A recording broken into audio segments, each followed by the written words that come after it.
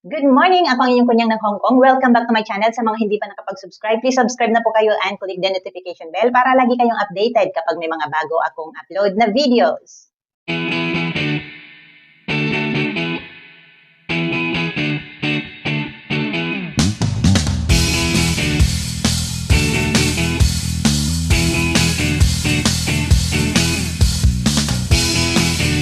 In today's video, pag-uusapan natin kung bakit maraming mga Indonesian ang na-hide kapag ang job order ay mga nag-aalaga ng matanda. At bakit naman maraming mga Pilipino or mga Pinay ang na-hide kapag ang job order ay for childcare or mga pag-aalaga ng mga bata. Naalala ko po, nung lumipat kami ng bahay, sinabi ng aking mga employers, disclaimer, ito lang ang basis sa mga sagot ng aking mga employers at mga kwento niya or nila sa akin. Naalala ko kasi that time, nalilipat kami ng bahay, sabi ng aking mga employers, magkakaroon daw ako ng mga maraming kaibigan dahil or maraming mga kapwa nating Pilipino ang nagtatrabaho doon. At dahil sa lugar na yon, karamihan ay mga alaga nila, karamihan ay mga bata. So, nag-isip po ako. Sabi pa ng aking mga employers, not like here, sabi niya, doon sa North Point kami nun, not like here, ang mga nag-aalaga dito karamihan ay mga Indonesian kasi mas marami ang matanda dito. And that time, nagkaroon ako ng chance na magtanong kung bakit mas maraming Indonesian nga doon sa lugar namin at marami yung napapansin ko maraming mga matatanda or mga elderly. Sabi nila, ang mga elderly daw or mga employers mas gusto nilang i-hire ang mga Indonesian kasi mas marami silang alam about sa Cantonese. Mas nakafocus sila sa Cantonese language.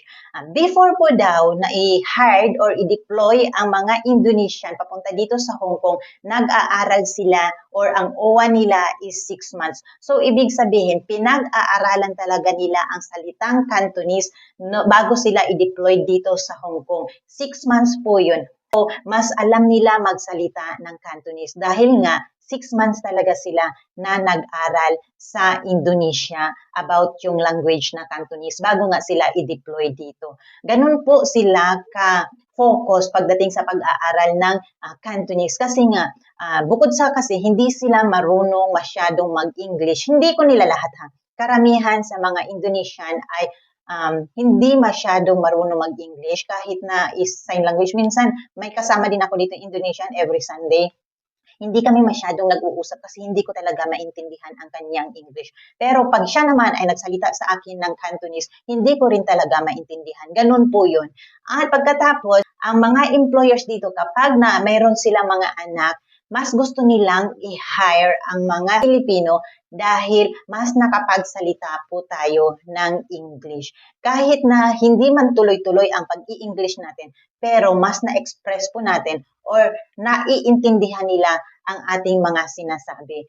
Diyan naman din sa Pilipinas, alam ko naman, marami talaga sa atin, marunong talaga mag-English. Hindi lang natin nahahasa yun dahil hindi talaga tayo nagsasalita ng English. Nagsasalita lang tayo kapag sa school natin. Pero everyday sa loob ng bahay natin, never tayong nagsasalita ng mga English. Mga rich lang or yung mga parents ngayon, yung mga mommy, ay tinuturuan na nila ang kanilang mga anak magsalita ng English sa bahay.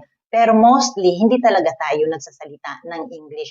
Kaya dito, pero hindi ibig sabihin nun na hindi tayo marunong mag-English. Maraming nagsasabi na nakakatakot mag-apply dito sa Hong Kong or saan dahil hindi sila marunong mag-English.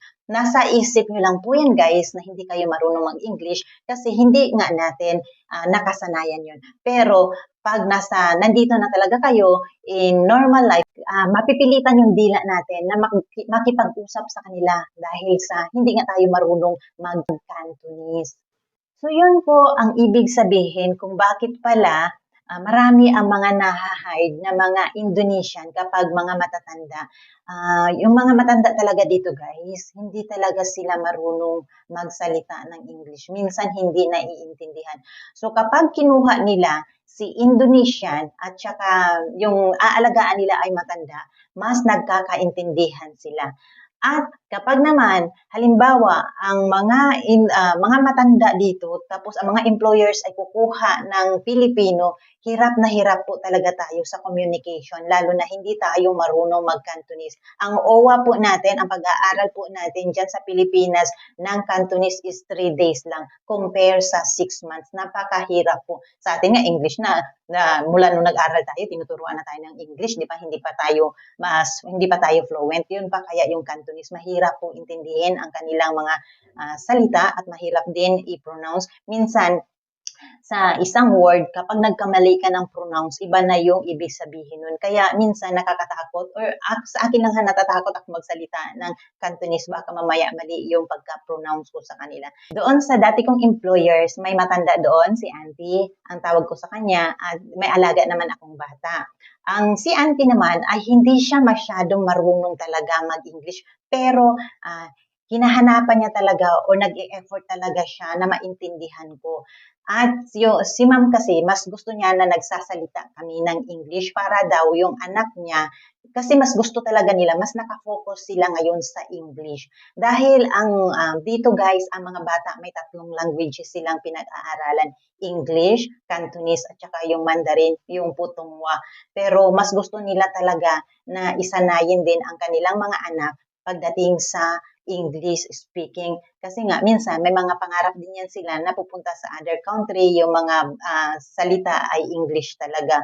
So, mas gusto nila matutunan ng kanilang anak.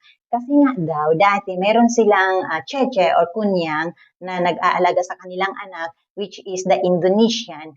Mali-mali daw yung grammar ng kanilang cheche noon na Indonesian kapag nagsasalita ng Cantonese. And then, kapag nagsalita din ng English, mas mali talaga din daw. Kaya, yun ang sabi nila, mas gustuhin nilang kumuha yung mga parents or mga employers na may mga anak, mas gusto nila na mga Pilipino ang kinukuha nila na mag-alaga sa kanilang mga anak. Kasi nga, nag-tutor din tayo minsan. At yun nga, ang Indonesian ay mas karamihan talaga ay doon sa mga matatanda. Ang pinaka-priority talaga nila dahil marunong talaga silang mag-Cantonese. Kahit nalalabas sila, nakakaintindi sila, mas nakakapag-communicate sila sa ibang tao at mas lalo na nagkakaintindihan sila sa kanilang mga employers na matanda.